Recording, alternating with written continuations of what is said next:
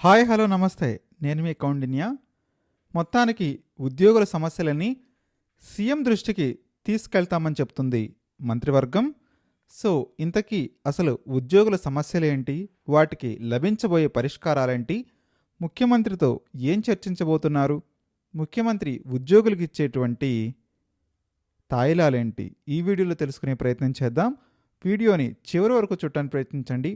మర్చిపోకుండా లైక్ చేయండి, షేర్ చేయండి, సబ్స్క్రైబ్ చేయడానికి ప్రయత్నించండి. ఉద్యోగుల సమస్యలను సాధ్యమైనంత వరకు పరిష్కరించేందుకు ప్రభుత్వం అన్ని విధాలుగా ప్రయత్నిస్తుంది అని మంత్రివర్గం ఉపసంఘం స్పష్టం చేసింది. సచివాలయంలో బుధవారం ఉద్యోగుల సమస్యలపై ఉద్యోగ సంఘాల నాయకులతో మంత్రివర్గ ఉపసంఘం సమావేశమైంది. 5 గంటల పాటు ఉద్యోగుల సమస్యలను తెలుసుకున్నారు. సమావేశం అనంతరం ఆర్థిక మంత్రి పయ్యావుల కేశవ్ మాట్లాడుతూ 21 ఉద్యోగ సంఘాల నుంచి వచ్చిన అన్ని సమస్యలను తెలుసుకోవటం జరిగింది. వాటన్నిటినీ సీఎం చంద్రబాబు దృష్టికి తీసుకువెళ్ళి సాధ్యమైనంత త్వరగా పరిష్కరించేందుకు కృషి చేస్తాం. పీఆర్సీ ఏర్పాటు, ఐఆర్, పెండింగ్ డిఏలు, ఇతర పెండింగ్ బిల్లులు సకాలంలో చెల్లించాలనే డిమాండ్లు అన్నీ ఉద్యోగ సంఘాల నుంచి వచ్చాయి. ఉద్యోగుల పట్ల సానుకూల దృక్పథంతోనే ప్రభుత్వం ఓపీఎస్ అమలు చేసింది. ప్రభుత్వ రంగ సంస్థల్లో పనిచేసే వారికి పదవీ విరమణ వయస్సును పెంచింది. గత ప్రభుత్వం నుంచి వారసత్వంగా వచ్చిన అప్పుల భారం నుంచి రాష్ట్రాన్ని ఏ విధంగా బయటకు తేవాలనే దానిపై సీఎం చంద్రబాబు నాయుడు నిరంతరం శ్రమిస్తున్నారు. కేంద్ర ప్రభుత్వం తగిన సహాయం అందిస్తోంది.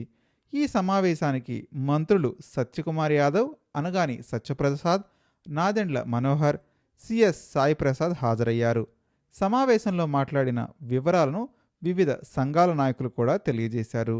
మరీ ముఖ్యంగా ప్రభుత్వం వచ్చిన 2 ఏళ్లైనా కూడా పీఆర్సీని నియమించకపోవడం, ఐఆర్ ఇవ్వకపోవడం, 4 డిఏలు విడుదల చేయకపోవడంపై ఉద్యోగులు తీవ్రమైనటువంటి అసంతృప్తితో ఉన్నారు అని ప్రభుత్వానికి తెలియజేశామని విద్యాసాగర్, ఐకాసా చైర్మన్ తెలియజేశారు.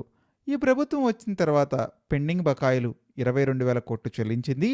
సరెండర్ లీవులు, డిఏ, పీఆర్సీ బకాయిలపై రోడ్ మ్యాప్ కూడా ప్రకటించాలని కోరాం. అవుట్సోర్సింగ్ ఉద్యోగులకు ప్రభుత్వ పథకాలు అందించాలని ప్రభుత్వాన్ని విన్నవించడం జరిగింది అని చెప్పారు. పీఆర్సీని ఏర్పాటు చేయకపోవడం, మధ్యంతర వృత్తిని ప్రకటించకపోవడం నిజంగా చాలా బాధాకరమని బొప్పరాజు వెంకటేశ్వర్లు అన్నారు. డిఏలు పెండింగ్లో పెడితే ఉద్యోగులు ఎలా బతకాలని అడిగాం.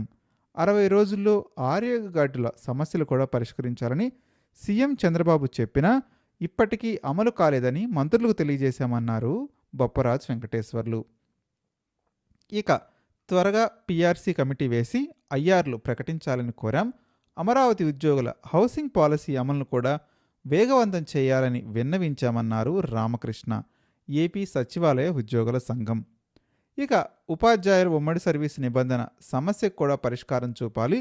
మోడల్ స్కూలు సొసైటీని పాఠశాల విద్యాశాఖలో విలీనం చేయాలి. తెలుగు, హిందీ పోస్టుల అప్గ్రేడేషన్కు ఆర్థిక ఆమోదం ఇవ్వాలి. జడ్పీ ఉపాధ్యాయుల కుటుంబాల కారుణ్య నియామకాలు జరపాలని కోరాం. కాంట్రాక్ట్ లెక్చరర్లను రెగ్యులేట్ చేయాలని కూడా కోరినట్లు తెలియజేశారు. ఉపాధ్యాయుల సమస్యలు మంత్రివర్గం ఉపసంఘం దృష్టికి సక్సెస్ఫుల్గా తీసుకువెళ్ళాం. ఉపాధ్యాయులకు టెట్ మినహాయింపు చట్ట సవరణకు కేంద్రంపై ఒత్తిడి చేయాలని కూడా కోరారు. ఓపీఎస్ అమలు, కార్పొరేషన్లు, సొసైటీ ఉద్యోగుల పదవీ విరమణ వయస్సు 60 నుంచి 62 ఏళ్లకు పెంచినందుకు రాష్ట్ర ప్రభుత్వానికి ధన్యవాదాలు తెలియజేయడం జరిగింది. ఈ ప్రభుత్వం వచ్చిన తర్వాత డిఏ డిమాండ్ నెరవేర్చింది. భవిష్యత్తులో పోరాటం చేసే పరిస్థితి ప్రభుత్వం కల్పించుకోకుండా సమస్యలను పరిష్కరించాలి అని వివిధ సంఘాల అధ్యక్షులు తెలియజేశారు. మీరు కూడా మీ అభిప్రాయాన్ని కామెంట్ రూపంలో తెలియజేయండి.